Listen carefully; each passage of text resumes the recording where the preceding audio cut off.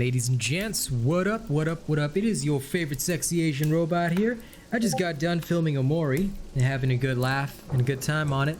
And right now, I'm here to actually talk about the Bastion Omnicell because a lot of people have been asking me about it. So, first of all, how do you get Bastion? Alright? Much like all other Omnicells, it is unlocked from here. Omnicell crafting. Here, let me take away my webcam. Omnicell crafting Bastion. Once it's unlocked, all you gotta do is go to the middleman. Like every other Omnicell, Omnicell crafting, Bastion, bada bing, bada boom. Discipline, remember, is acquired from Lady Luck's trial store. That's the only difference. Okay, so what does Bastion do?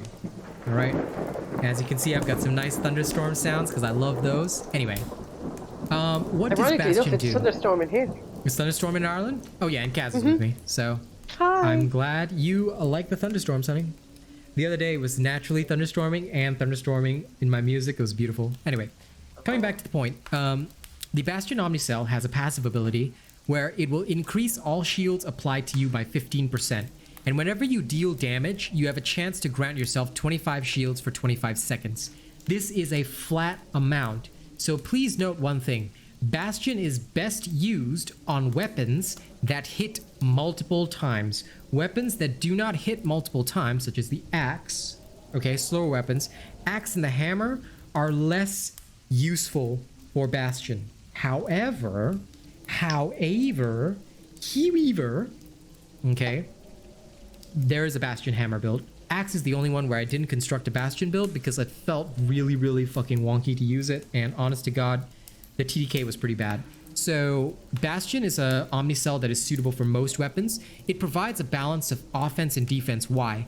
Because as you gain shields up to a maximum of 500, you can consume all your shields and deal 175% damage of the amount consumed to nearby enemies.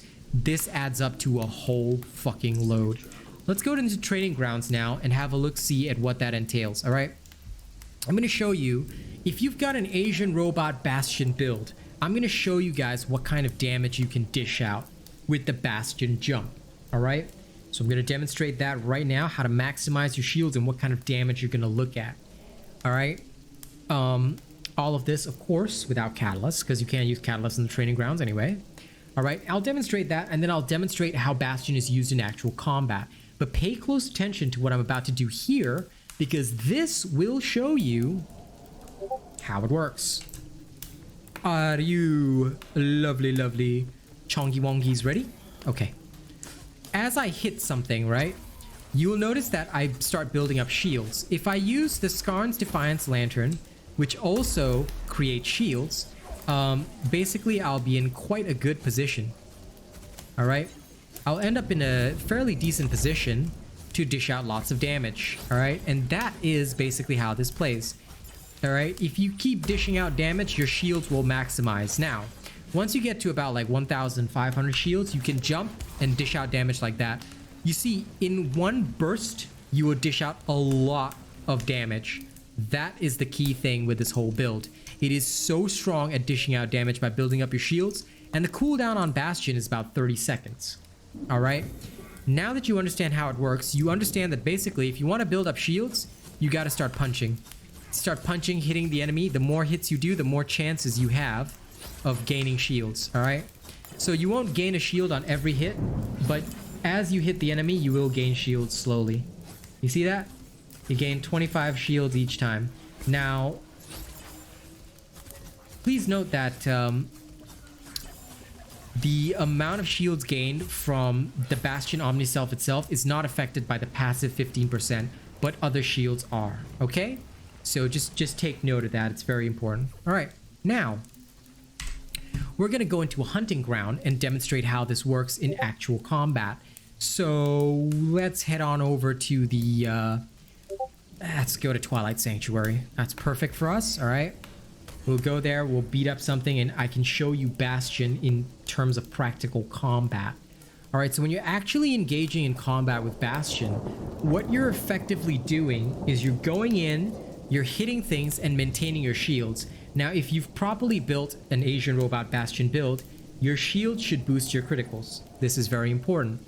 Do that, boost your criticals to dish out massive damage, and then once you've charged up enough shields and you have a good opportunity, you can strike the enemy for a lot of damage using the Bastion jump. All right?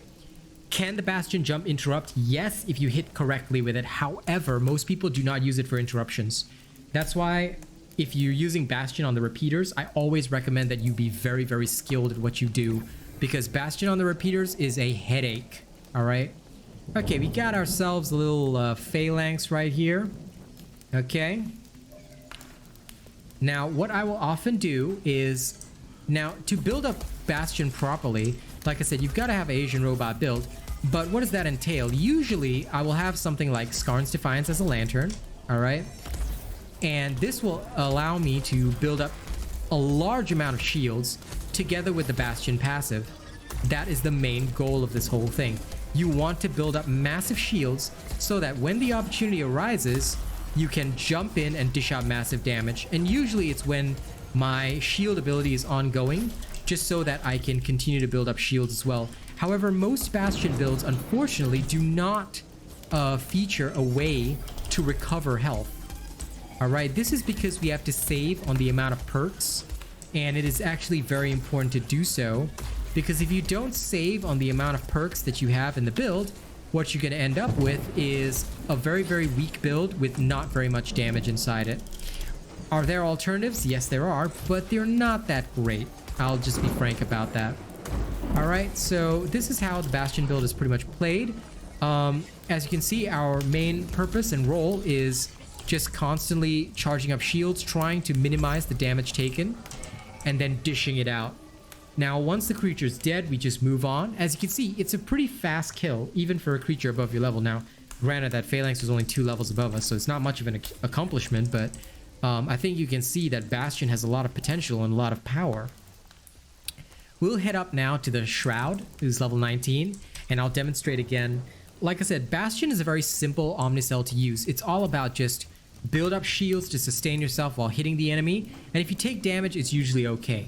It's usually okay. However, ideally, if you can play flawless and take advantage of Predator to remain stronger for longer, you know, you can hit the enemy with a hell of a chonker of damage. All right? Yeah.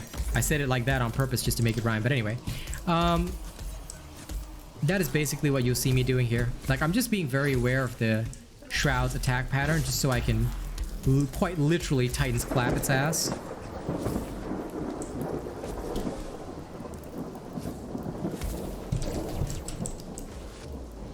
And if you do it well enough, you'll be able to maintain your shields really well.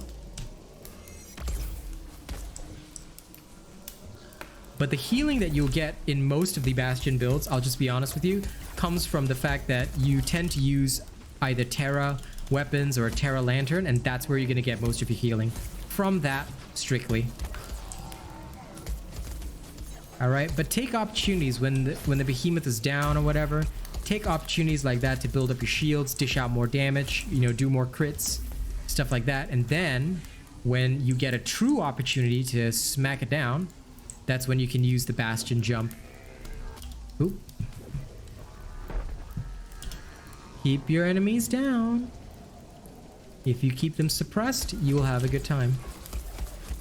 Now, sometimes I'll just take an opportunity, even though I haven't built up beyond like 1,400, I'll just usually take an opportunity to just, you know, dish out some extra damage with that.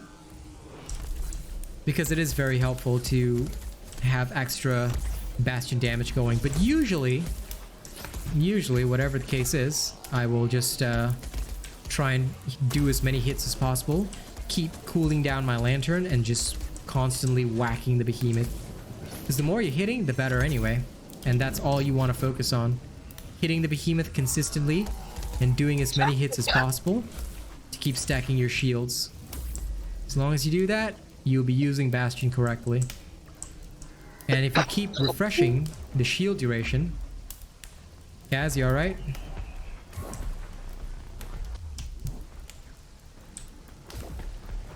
Yeah, me. Okay.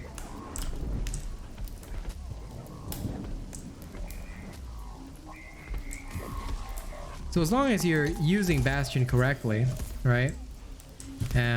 You will basically just consistently build up your shields. Even if you take a hit, it's really not going to matter. You see, as you can see, taking a hit doesn't phase me or, you know, do much to reduce my combat capabilities. You're just going in like so, and there's so much survivability in the build itself.